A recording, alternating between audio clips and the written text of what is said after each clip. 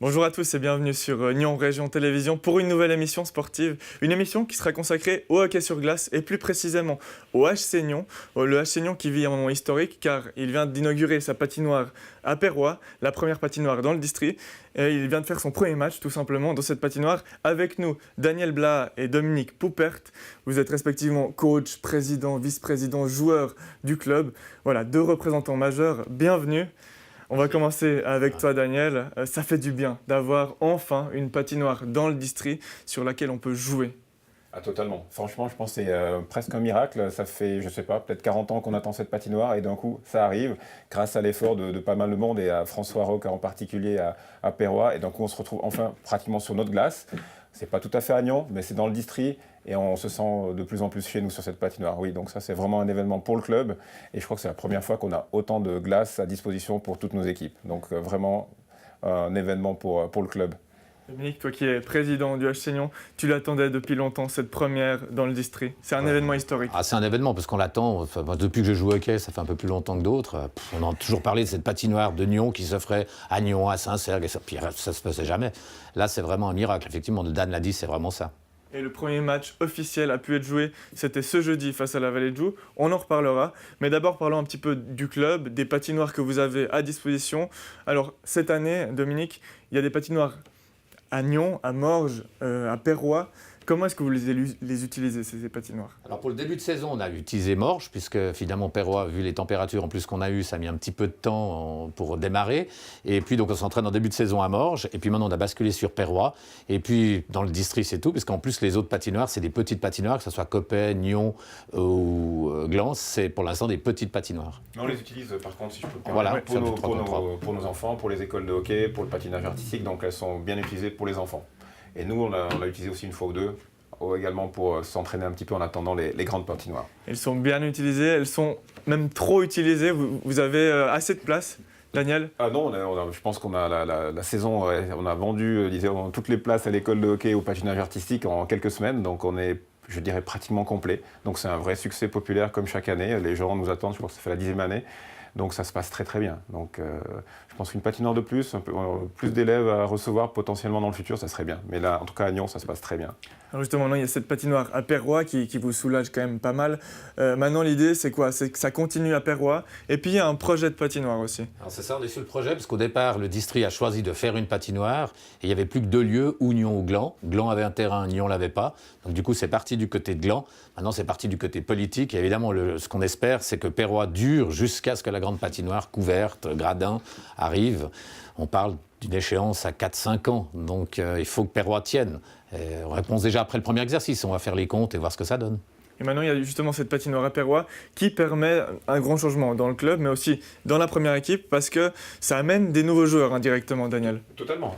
D'une part, c'est la première fois qu'on va avoir des entraînements réguliers. Avant, on se retrouvait à patiner à 22h30 à la Vallée de Joux. C'était très bien d'avoir un petit bout de glace à la Vallée de Joux ou à Morges à 21h30.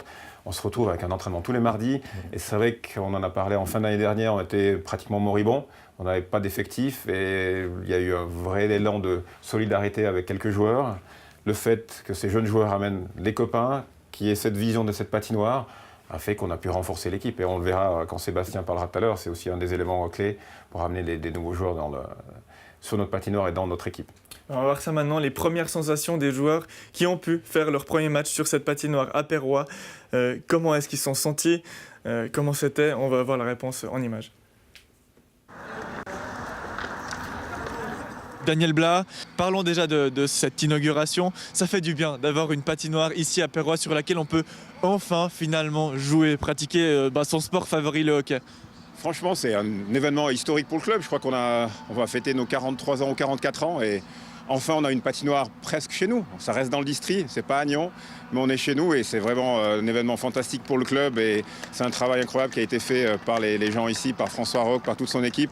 Donc oui, c'est fantastique. On a de la glace, on va pouvoir commencer à s'entraîner. C'est vrai qu'il y a eu un petit flop la semaine dernière avec la glace qui n'était pas prête. Donc la préparation était un peu en retard, mais non, c'est vraiment bien. C'est vraiment un changement incroyable dans le club. Voilà, la glace elle est prête. Elle est comment cette glace ? Quelles ont été les premières sensations en tant que joueur sur cette patinoire ? Il y a encore deux, trois petits trucs à améliorer sur la glace, mais autrement c'est très bien. On est content d'avoir une patinoire enfin, une grande patinoire, donc ça fait plaisir. Et puis au moins il y a un peu d'entrain, il y a un petit peu de gens qui viennent nous voir. On a une buvette aussi, c'est sympa pour après, donc ouais, on est content, plutôt positif alors. C'est vrai qu'on a moins l'habitude, on a perdu l'habitude de jouer sur des glaces sous les étoiles et dehors. Donc les conditions sont différentes, elle est un petit peu plus dure. Dès qu'il pleut un peu, on peut sentir un petit peu les imperfections de la glace. Donc c'est un peu différent. La luminosité est différente.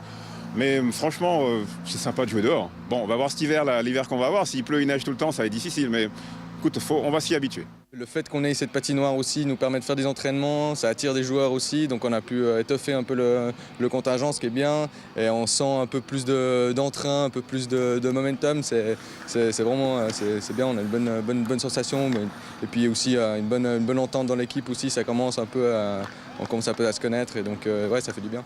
C'était comment de jouer sur cette patinoire du coup pour un premier match? Ah là c'était top, bonne sensation. Ouais.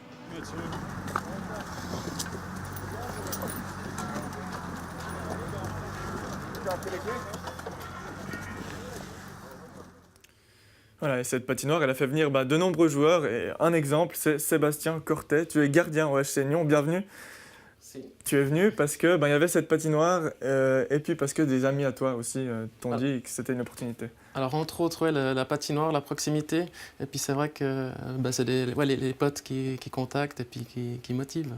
Tu serais donc jamais venu s'il n'y avait pas cette patinoire à Perrois? Ouais. Comment l'équipe utilise cette patinoire, Daniel? À quelle fréquence est-ce que vous l'utilisez maintenant, vu qu'il y a beaucoup plus de possibilités qu'auparavant? Tout à fait. Alors déjà pour la première équipe, on a un entraînement régulier tous les mardis. Les matchs à domicile se jouent le jeudi. Et pour la deuxième équipe qui évolue en Ligue lausannoise et la troisième dans une ligue corporative, ils ont aussi leur match. Donc on a rapatrié toutes nos équipes sur la glace de Perrois. Donc on est le club ou l'équipe qui utilise le maximum de glace à Perrois. Et c'est vrai que c'est fantastique cette opportunité parce que sans cette glace et l'élan de Pascal et les autres, on n'aurait pas la chance d'avoir Sébastien avec nous, qui fait une des grosses différences cette année. On en parlera. Sans cette glace, vous n'auriez pas eu le contingent que vous avez actuellement et on serait retombé dans une année compliquée comme l'année dernière. Est-ce que tu peux nous en parler rapidement? La dernière, c'était pas d'entraînement. Et donc, des résultats. Très peu d'entraînement. Le bilan sportif, on va vite en parler, c'est 18 matchs, une victoire. Donc le reste n'était pas des victoires, donc ce qui est un peu dur à encaisser. Donc le moral a été difficile tout au long de la saison. Et c'est vrai, recommencer une telle saison, ça aurait été vraiment catastrophique. Donc on était pratiquement moribond. Il y a eu un vrai élan, une solidarité dans le cœur de l'équipe et qui ont fait venir des joueurs vraiment bien. Et Sébastien en est l'exemple. Et là, on est en train de revivre un peu. On est encore en phase de transition. On a encore du boulot. On l'a vu hier soir sur la glace. Et à l'hommage d'inauguration, on est capable de faire 2 bons tiers, mais tenir tout le match, c'est pas encore ça. Donc on a encore du travail, mais ça n'a rien à voir avec ce qu'on a fait l'année dernière. Tout à fait. L'équipe fait déjà même mieux après 5 matchs, vu qu'elle a déjà gagné un match et une défaite après prolongation, ça fait 4 points. Sébastien, comment est-ce que tu la vois, cette équipe, cette année, et qu'est-ce qu'elle peut faire? Elle a du potentiel. Alors effectivement, c'est une équipe qui a du potentiel. C'est clair que là maintenant, il faut juste trouver la bonne cohésion, travailler. Mais vu qu'on a une patinoire, on peut s'entraîner, donc je veux dire, ça ira dans le bon sens. Et ça change pour l'entraîneur, vu qu'il y a une patinoire, il faut faire des entraînements, il faut créer des entraînements. Ça, tu avais déjà eu l'expérience auparavant? Tout à fait, on avait fait les entraînements. La mise en place était plutôt pré-saison et début de saison. Aujourd'hui, je partage le plaisir et la tâche avec Pascal Stockburger. On partage le coaching et les entraînements ensemble. Donc, on se répartit les tâches sur la semaine et pendant les matchs. C'est clair, je veux dire, la partie sportive et sur la glace, c'est une chose, mais il faut faire aussi l'alchimie et la magie entre les joueurs. Il faut qu'elles se mettent en place. Là, on a encore aussi du travail. Parce qu'on a les nouveaux, les jeunes, il faut les anciens, il faut trouver la cohésion, comme disait Sébastien, pour que ça marche ensemble et qu'on soit une vraie équipe.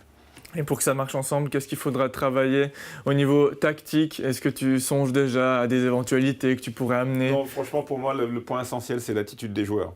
C'est vraiment l'envie et l'intensité qu'on va mettre sur ces shifts et sur ces matchs. Et garder, je dirais, une ligne directrice qu'on met en place avec Pascal ou moi et qu'elle soit respectée pendant le match. Après, c'est vrai qu'il y a tellement d'envie après une saison difficile que dès qu'on se rapproche d'une potentielle victoire, il y a le stress qui monte et de temps en temps on perd nos moyens. On l'a vu à Genève où on menait pratiquement tout le match. On n'était même pas en play, on n'a pas été capable de transformer nos chances, on a laissé passer et on se retrouve à perdre à quelques minutes de la fin. Donc c'est très frustrant. Donc je dirais discipline, intensité, le collectif. Et c'est vrai que Tim l'a mentionné dans le reportage, on a un endroit où on peut se poser aussi après les entraînements, après les matchs. Et ça, on ne l'a jamais eu. Donc se poser, discuter un peu, manger un bout ensemble, c'est ça aussi la cohésion. Et c'est comme ça que l'équipe va progresser. Tu vois déjà une progression après ces 5 premiers matchs du début là?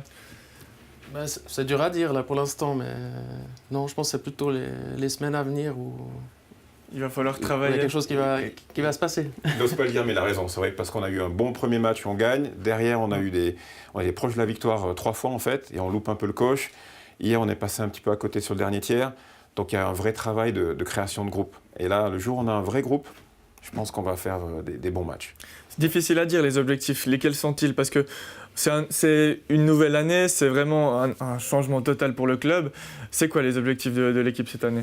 Vraiment d'être, idéalement, vu ce qu'on a vu, parce qu'on ne connaît pas toutes les autres équipes, on les découvre au fur et à mesure des rencontres. Au départ, on pensait que certaines équipes seraient largement au-dessus, comme Mérin ou d'autres, mais on voit qu'on est tout proche. On les a vraiment fait vaciller. Là. Donc je pense, on va dire, milieu de tableau, Sébastien? Ouais, tout est possible, disons. Je veux dire, je pense que chaque équipe peut battre le premier comme ouais. Ouais, il peut y avoir plein de surprises. Daniel, merci pour ton apparition sur le plateau. Tu vas céder ta place à Dominique plaisir. qui va revenir. Sébastien, tu restes un moment. On va parler spécial gardien de but là, cette dernière 5-6 minutes. Mais on va parler du match maintenant de la Vallée de Joux. Merci encore d'être venu, Daniel. Merci Joël. Le H Seignon jouait justement contre la Vallée de Joux. C'était la semaine passée, jeudi soir. Un match qui était très serré et que le H Seignon a fini par perdre aux prolongations. On regarde le reportage et on se retrouve juste après.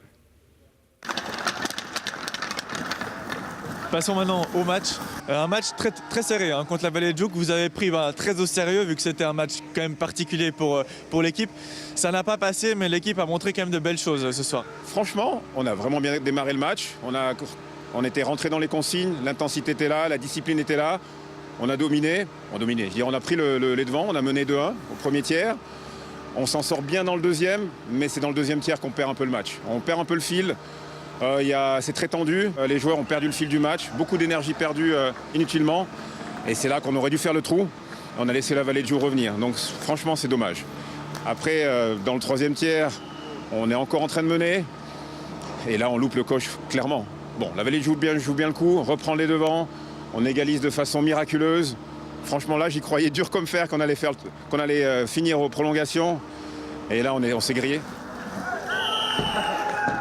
Malheureusement, c'était du 3 contre 3, c'est très physique au niveau du patinage. Il faut tenir et puis là, on a senti qu'un peu vers la fin, c'était un peu long et c'était un peu difficile sur les jambes. Comme l'a dit Tim juste avant, on n'a pas réussi à changer assez tôt. Les 3 joueurs qui étaient sur la glace étaient cuits et la Vallée a bien joué le coup. Donc franchement, la fête est belle, c'est notre premier match historique, mais j'aurais préféré vraiment que le champagne soit sabré avec la victoire. Mais le physique, ça sera peut-être plus une excuse parce qu'on sait que maintenant l'équipe peut s'entraîner sur une patinoire, ce qui n'était pas le cas l'année passée. Et du coup, il faudra travailler ça, notamment le physique. Il y a autre chose qu'il faudra travailler peut-être pour la suite. Exactement, donc physique et puis donc surtout la cohésion d'équipe. Maintenant on va pouvoir faire des entraînements, créer des lignes qui sont solides, qui se retrouvent, des copains qui s'entendent sur la glace et en dehors aussi. Et donc ça va être aussi ça va être le team spirit quoi. Vous avez mené dans un premier temps et ensuite on a senti la Vallée de Joux revenir peu à peu dans le match. Ça peut s'expliquer notamment justement par ces pénalités que vous avez pris un peu bêtement parfois, il faut aussi l'avouer. C'est un truc à changer au prochain match. Totalement, je crois que c'est un point qu'on a discuté avant le match. La discipline, c'est quelque chose qui nous manque. J'en avais parlé avant le match, c'est un peu comme des grands enfants. Il y a des choses qui se passent sur la glace, tout le monde s'excite, il n'y a pas de calme, on perd un peu notre calme et c'est vraiment ça qui fait la différence. Les pénalités nous tuent le match, clairement. Je veux dire, à la fin, on aurait pu jouer à 4 contre 3 sur la prolongation. Ça nous aurait donné des opportunités, on loupe complètement le coche. Donc oui, discipline, intensité.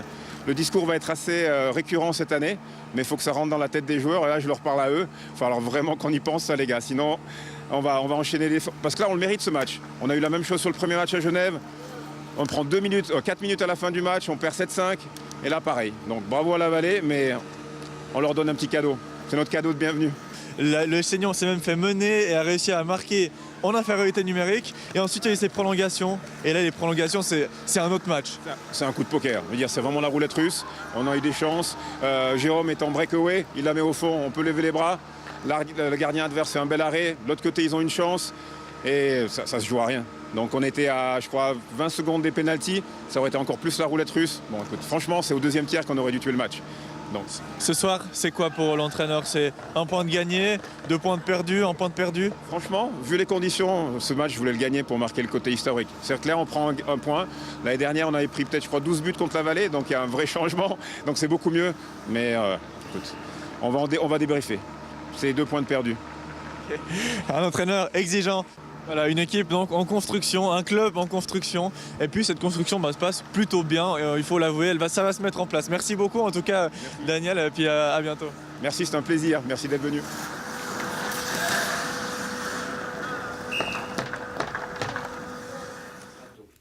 Voilà, défaite 5-4. Est-ce que c'était un bon résultat, Dominique, ce point pris sur la glace de Perrois pour la première fois? Alors forcément, quand on perd aux prolongations, on est toujours entre les deux. Il faut savoir que l'année dernière, on avait joué contre la Vallée et je me souviens plus très bien du score, parce qu'on avait pris beaucoup de goals. On m'avait Et dit, là, je voilà. crois, 12 ou 13. C'est ça, c'est à peu près beaucoup. ça. C'était les scores de la saison dernière. Donc c'est vrai que du coup, tout a changé avec le contingent. On est déjà 15 joueurs, ce qui ne nous était pas arrivé pratiquement depuis 2 saisons.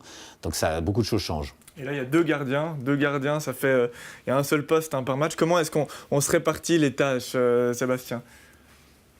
Ben, Est-ce qu'on se les répartit déjà? disons qu'il y a un choix qui se fait. Après, c'est le gardien qui est le plus performant du moment. Puis, Il n'y a pas de rivalité, Dominique, avec Sébastien? Non, c'est d'autant plus que moi, ça fait 3 ans que j'annonce clairement que j'aimerais arrêter, même si j'ai pas envie d'arrêter. Forcément, on a tous envie de jouer, mais de se dire, ça serait bien de trouver quelqu'un qui soit fiable, qui soit là, puis qui ait le niveau. Et puis, il faut reconnaître que ces dernières années, on a déjà eu 4-5 gardiens, et puis pour l'instant, c'était pas le cas. Et Sébastien, là, il a le niveau? Un petit peu.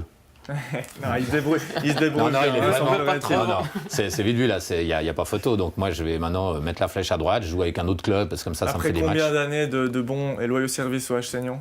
Je dois être à 12 ou 13. Ouais. Et l'âge, c'est...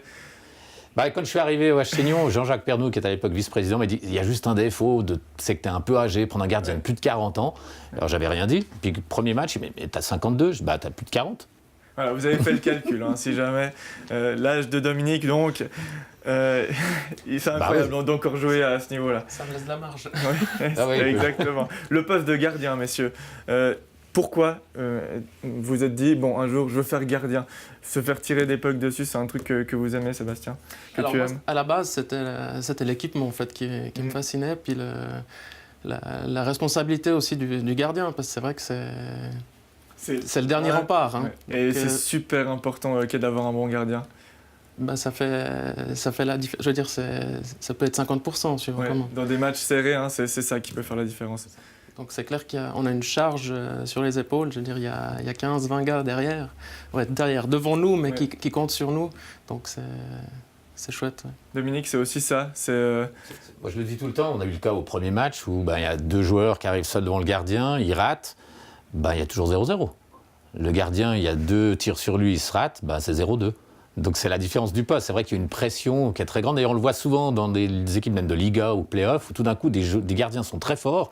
Puis en play-off, ils explosent dans le mauvais sens du terme parce qu'ils n'arrivent pas à tenir la pression. C'est vraiment difficile comme poste. C'est un poste où il faut être fort mentalement, surtout. Le mental, ouais, c'est important. Ouais. Mental, concentration. Ouais. Il faudrait être aussi fort mentalement dans les situations où ça se passe pas toujours très bien. Typiquement, quand l'attaquant il vient donner des coups de canne, il faudrait réagir un peu mieux. On a vu dans le reportage avant que ça chauffe encore un peu trop, n'est-ce pas? Disons que normalement, les défenseurs, ils doivent stopper les attaquants adverses pour éviter ce genre de cas. Ouais. C'est embêtant pour un gardien quand on a des attaquants ou qu'on vient nous tirer dessus. Oui, ça fait partie du jeu. C'est-à-dire qu'il y a beaucoup de joueurs qui tapent dans les mollets, qui déstabilisent le gardien, parce qu'évidemment, il faut le déstabiliser, parce que plus un gardien est déstabilisé, plus il a tendance à s'énerver. Puis si on s'énerve, c'est pour ça qu'on le voit, notamment, on voit bien en Ligue nationale où les gardiens sont vraiment au niveau. Ils prennent un goal, la première chose qu'ils font, c'est un rituel. Ils prennent la gourde, tranquille, ils boivent, ils disent c'est pas grave, c'est fait, on continue. Mais pas s'énerver. Si on s'énerve, on perd ses moyens. Mais à un moment donné, il faut prendre des coups, ça va plus. Puis surtout contre certaines équipes, notamment la Vallée, ils sont spécialistes. Il faudrait essayer donc de rester calme et puis peut-être de prendre quelques blanchissages, donc de ne pas encaisser de but à certains matchs. C'est un objectif aussi en tant que gardien. Si on arrive de temps en temps à ne pas prendre de but, c'est qu'on a fait vraiment le match parfait. C'est pas la priorité, on va dire. Il n'y a pas besoin de ça, mais c'est toujours sympa de faire un blanchissage. Ouais. Qu'est-ce qu'on De payer la bière aux potes. Exactement. Qu'est-ce qu'on peut vous souhaiter pendant cette année en tant que gardien? Que tout se passe bien, que vous encaissez le moins de buts possible. et puis que le HC Nyon triomphe. Ouais, qu'on marque chaque fois un goal de plus que l'adversaire. Je crois que ce que dit Sébastien, c'est plus important que le blanchissage. Bon, le blanchissage, ça fait au moins match nul, mais bon, ça suffit pas. En fait. Ouais, le blanchissage, c'est... Ouais, c'est vraiment l'objectif personnel, mais c'est l'équipe qui est la plus importante, on l'aura compris. Cette année, Dominique, où est-ce que tu vois l'équipe, toi? Tu n'étais pas là quand on parlait des objectifs. Ouais, alors il faut que l'équipe se reconstruise un petit peu. Et puis, il y a, forcément, quand on a des années de transition, il y a des joueurs qui, j'en fais partie, doivent plutôt arrêter ou sont sur la fin de carrière. Et puis qui restent, qui espèrent encore jouer, et puis qui se voient des fois jouer un peu plus haut que le niveau. Et c'est vrai que dans toutes les équipes, c'est comme ça. Et nous, ce qu'on espère, c'est ce qui est en train de se produire. Une première volée de joueurs qui est arrivée. Puis j'espère que les prochaines, il y a encore une autre volée pour qu'on soit vraiment béton au niveau du contingent. Qu'on n'ait pas de problème. Pour l'instant, c'est pas encore tout à fait très solide. On n'est pas encore 15 à chaque match. Alors, quand on est 14 ou 13, c'est mieux que les dernières, on était 8 ou 9, c'est évident. Mais on n'y est pas encore. Et surtout, malheureusement, c'est pas dénigrant pour certains joueurs, c'est quand on joue à 15 puis qu'on a 2 joueurs qui sont limite niveau, c'est compliqué. Voilà. On l'aura compris, le HC Nyon se porte bien mieux que l'année précédente. Et on espère que ça continuera comme ça pour le club et qui sait, peut-être monter une fois en deuxième ligue. En tout cas, merci beaucoup, messieurs, d'être passés sur le plateau. Merci à vous. Quant à nous, on se retrouve la semaine prochaine. Ce sera pour une nouvelle émission pleine de sport. Ciao.